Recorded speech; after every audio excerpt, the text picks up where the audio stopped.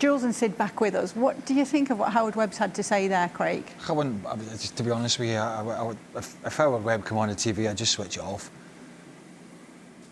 People don't want to hear it. Well, maybe some people do.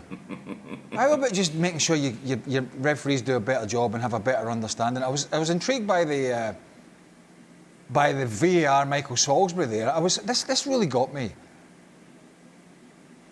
He stopped Chalobah from being able to defend because he was on the ground. So and Shaka brought it up, what if Muniz had gone and flicked a header on there and had bumped into Chalobah, shoulders or whatever it is, as he's flicked the header on, ball's in the air, bumps into Chalobah, Chalobah goes to ground. Well, we're going to stop the game because Chalobah's on the ground, he can't defend. It's contact. I mean, that explanation from Michael Salisbury on VAR about, he stopped Chalobah from defending, that's normal, isn't it? Some of the explanations are nonsense. Like, I agree with most of what he said there. But how can you turn around and say that Munoz is putting his foot in one of his own space, and Chalobah's coming in and putting his foot into the space that he wants? What does that mean? I mean, that's just absolute gobbledygook. At the end of the day, they got it wrong because they didn't follow their own rules. You know, the challenge that the foul was given for is completely subjective. You can go both ways. I've gone both ways on it. And VAR is not about... One second. Hold on a second. VAR is not about going back to subjective contact or free kicks. It's about clear and obvious. That's their rules.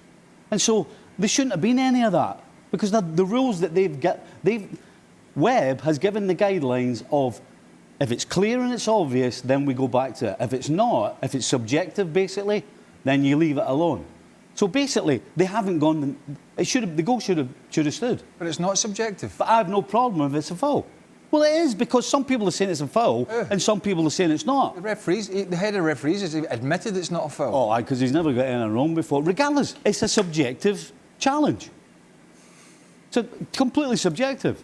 And that goes against the rules that they give to the referees in VAR. So at the end of the day, whether you think it's a foul or whether it's not a foul, they shouldn't have gone near it because it's subjective. Sid, you're in Spain. What do you make of all this in terms of what you see out there? Well, first of all, I'm glad. I mean, taking it from a Spanish point of view, I'm glad that it hasn't turned into a conspiracy, which is the way that all the refereeing decisions end up here. It's always a conspiracy. It's never just a mistake. I'm going to give you my personal view on this, and I should clarify here how I come to this, which is that I didn't see this live. I was sent this by our producer before today's show to have a look at this so that I could form an opinion to be able to discuss this with you.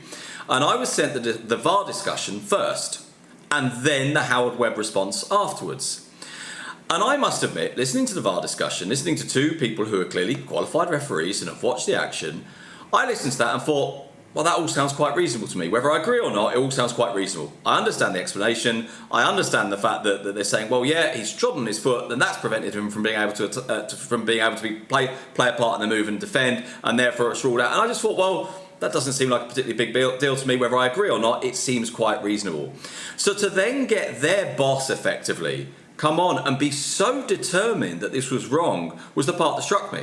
Not necessarily that I agree or disagree with Howard Webb, but that he was so determined that two referees who are qualified to make a decision, who discussed the decision and agreed with each other, are fundamentally wrong, no debate. That was a bit that struck me, because I must admit, I didn't think it was particularly a big deal. And then Howard Webb, it seemed to me, was treating this like it was a really, really big deal. And I just, to be perfectly honest with you, I just kind of didn't see it. And I think if I saw that foul in Spain, or that challenge in Spain, I think a lot of the time it would be given, yes. By the way, for what it's worth, I think a lot of the time it would be given by the referee, and it wouldn't necessarily need the VAR's intervention. So that brings us into a whole new dimension. As Stevie was saying, that debate about, it's not about whether it's right or wrong, it's about whether VAR should intervene, whether this is clear and obvious. One little caveat I would introduce here, which is what the problem with clear and obvious is, that what is clear and obvious isn't clear and obvious. We don't even agree on what's clear. So it's quite hard to kind of properly come to a conclusion on when it should intervene or not. Unless you're rolling the ball with one foot and you're kung fu kicking somebody with the other foot, I just don't see in a natural movement how that can be a foul. I just don't see it. And sorry, Jules, for butting in before you give your thoughts on this. Again, it's a bit like rolling the ball over and then knocking him over with your shoulder to the floor. It's not your job. It's not a foul if he bundles over and can't defend. It was an unfortunate part of the motion that Munoz's foot came down on Chalobah as he was in possession of the ball. Now, if Chalobah was in possession of the ball and he stands on him, it's a foul. There's no grey area. It's a foul. I just don't see any way, shape or form how that can be a foul when you're in the motion of controlling the ball and you are in control of the ball.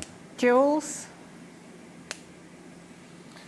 I mean, Howard Webb's just tiring me. He's doing my head in. I don't want to listen to him anymore. Every time he comes out and said, we got it wrong again, we're sorry, he calls the club. We said it on Sunday night on the show with the boys. He calls the club, said, really sorry.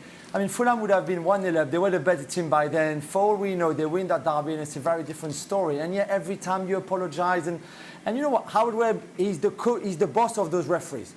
He's their coach. Every start of the season, regularly during the season, he says, these are the rules, follow those rules. He just said it in that thing with Michael Lowe when we had those rules, they got it wrong because they didn't follow those rules. So he's on him as much as the incompetency of Rob Jones, Salisbury, all the guys. I mean, last season was so bad in terms of refereeing, not just for us in the Premier League, but everywhere. We've seen it in Spain, in France, in Italy, everywhere you want. But at least they don't have the boss of the referees going on television to just say, yeah, we are bad, aren't we? We're sorry, we're so bad. Let me show you how bad we are. I'm even doing a TV show to show you how bad my referees are. And by the way, I'm their boss. But it's okay, nobody's blaming me. I think he should take so much responsibility for how bad his referees have been for the last 18 months. At least in Spain, we just switched the VAR off at Vallecano for 30 or 40 minutes. Do you know what I mean? It's nothing to see here. Just to pick up on what Jules is saying there. Go on. Sorry, just briefly to pick up on what Jules is saying. I think that for me is the most striking part of this. And as I say, it's worth pointing out that I come to this late. I didn't see this live, and I see it in this order. So I see the VAR discussion, which, as I say, whether I agree or not, feels relatively reasonable to me in terms of discussion. But to then have their boss on TV. So if we're talking about poor refereeing, and we're talking about the various factors that condition referees and that don't induce them to referee well, surely one of the things that doesn't help referees and certainly doesn't help their confidence and doesn't help their determination to take a decision and believe that they're right and to do it well is having their boss, as Jules says, on the television having a go at them. He's their boss. He has to decide, is he their boss or is he a pundit? Because in my view, I don't see how he can be both things. No, they all want TV, Tim. Just quickly, Jules, does Michael, because I don't watch this guff, does Michael Owen push Howard Webb? I mean, really push him at any point? No. No. See, that's the point. That's another thing. They go on Premier League productions. I used to work for them, and they send Michael Owen in to interview him. Michael Owen. I mean, seriously, they need somebody to go. And I agree totally. He should just keep his head down. Don't be on TV and make sure his referees are making better decisions. But once you get him on, unless this is a sort of Premier League thing with the officials and you don't want to upset them, if that's the case, what the hell's the point? What's the point? But once you get him on, you've got to grill him. You've got to make it tough for him.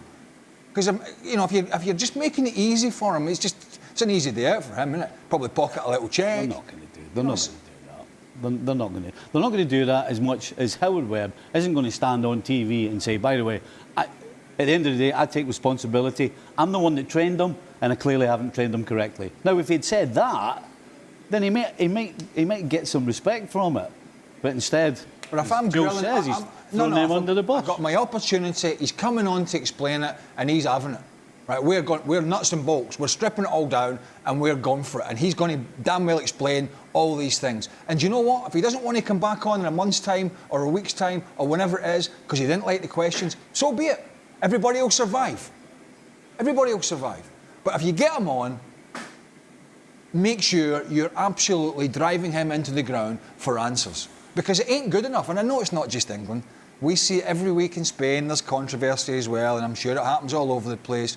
But from a Premier League perspective, being the league that is sort of showcased the most around the globe, then it just has to be better. And the referee, he might as well come on with a big sandwich board with writing on it, "My referees are crap."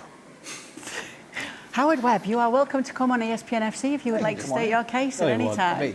No, he won't. Make sure to check out the latest Gav and Jules show wherever you do get your podcast. The latest one dropped today.